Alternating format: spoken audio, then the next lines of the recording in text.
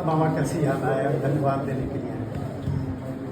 7 साल चले तो बाबा हमको एक बड़ा मुकाम दिए। बाबा वैद्यनाथ धाम की हम 7 बार 89 से 95 तक जलधार चुके हैं। इन दिनों लगता था कि अब भीड़ भाड़ हो जाएगी, लोग अफरा तफरी न हो जाए, रास्ते में बड़ा मेला है, इतनी सारी कावड़ियों की संख्या रहती है। फिर इस साल ऐसा लगा जैसे भोले बाबा सर पे चढ़ गए कि नहीं, चलना ही है। ये निर्णय बहुत कठिन था। हम तो सबसे हमने कहा, हमारे देवघर के गोड्डा के सांसद जी, मेरे बड़े भाई निशिकांत दुबे जी से भी कहा, तो उन्होंने छूटते ही कहा जाओ, मन में आया तो जाइए। फिर भी मैं सोच रहा था कि सफर पाएगा कि नहीं, क्या होगा, मन में बहुत तरह की आशंका थी। फिर शुरू किया तो लगा कि पहले 10-15 किलोमीटर में लगा हिल जाएंगे, लेकिन पता नहीं कैसे असरगंज के बाद फोड़े पड़ गए थे, छाले पड़ गए थे। फिर डॉक्टर्स ने हमारी बैंडेज पट्टी करी। उसके बाद तो मुझे लग रहा है मुझे बाबा ही चला। उसके बाद बाबा ही चला। मैं बहुत वैज्ञानिक पद्धति से सोचता हूँ जिंदगी में, लेकिन 95 के पहले का तो बड़ा युवा अवस्था था सब कुछ। अभी मैं जिस तरह से चला हूँ वो बाबा ही चला रहे हैं, और एक बार में 10-10 किलोमीटर 15-15 किलोमीटर चल रहा हूँ। और सबसे बड़ी बात कि रास्ते में जो लोग कई स्टॉपेज रखने के बाद चलते थे, तो जब मैं गुजर गया, जो हमारे साथ हो लिया, वो एक 10,000, 15,000, 20,000 की टोली वो चलती रही और ये कहती रही कि भैया हम लोग इतना तेज नहीं आए थे कि 48 घंटे के अंदर हम 14 किलोमीटर दूर हैं, और अभी बाबा की कृपा रही तो हम 8 बजे तक जल चढ़ाएंगे। देखिए, हमारे देश के एक सुपरस्टार सांसद हैं, हम लोग तो सुपरस्टार गायक हैं, सुपरस्टार एक्टर हैं, लेकिन इस समय देश का सुपरस्टार एमपी तो गोड्डा के हैं, निशिकांत दुबे जी।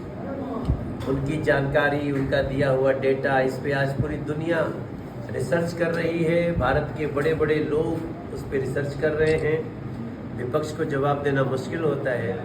वो आज चल के हमें इस जगह पे, ये कौन सी जगह है, गोड़ियारी से आधा किलोमीटर बाद दुर्बनिया की तरफ, दुर्बनिया में वो हमको एक अभिभावक की तरह रिसीव करने आ गए। तो मुझे लगा बाबा ही भेजे उनको। तो हमारे ये बड़ी अद्भुत अनुभूति है। मैं पूरी अपनी रिपोर्ट बना रहा हूँ। कुछ हमारी, चूँकि हम सरकार में हैं, बिहार की सरकार हमारी एनडीए की सरकार है, और हमने अपनी रिपोर्ट भी बनाई है।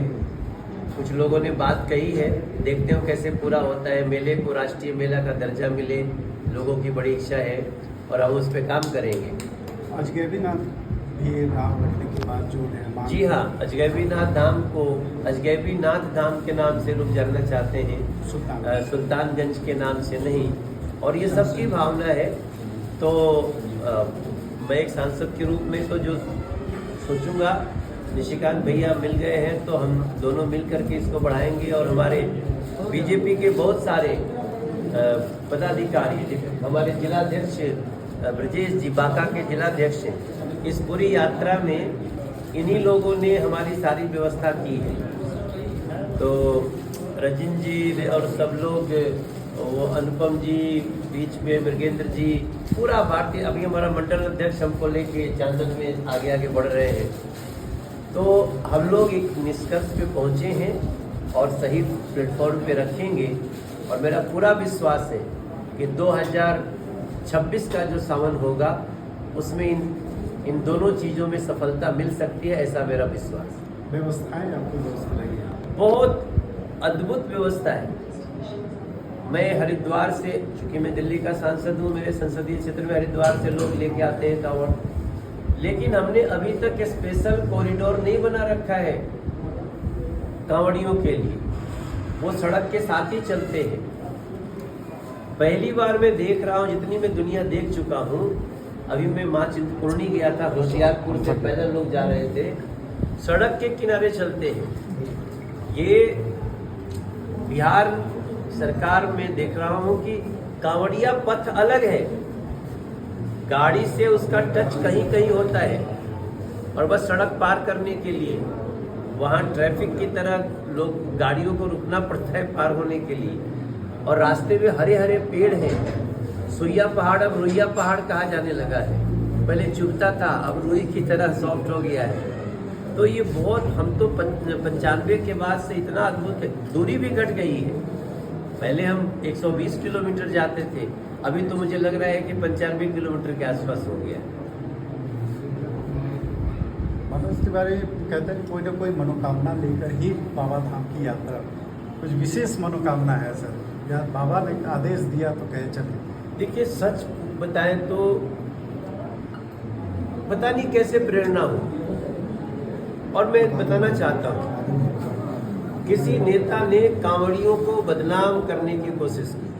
किसी का मैं डायलॉग सुना कि इसमें कोई खास आदमी थोड़ी जाता है, बहुत सारे खास जाते हैं, लेकिन वो खास अपने जीवन में बड़े बन गए, लेकिन वो उनका फेस बहुत लोकप्रिय नहीं है। उस दिन मुझे लगा कि मुझे जाना चाहिए। सनातन की यात्रा को हम सोशल मीडिया पे भी बैठ के करेंगे, संसद में भी उसको जगाएंगे, और हमें हिम्मत करना चाहिए जाने की, क्योंकि बहुत, मैं समझता हूँ जो लोग बहुत व्यस्त हैं उनके लिए बड़ा मुश्किल है।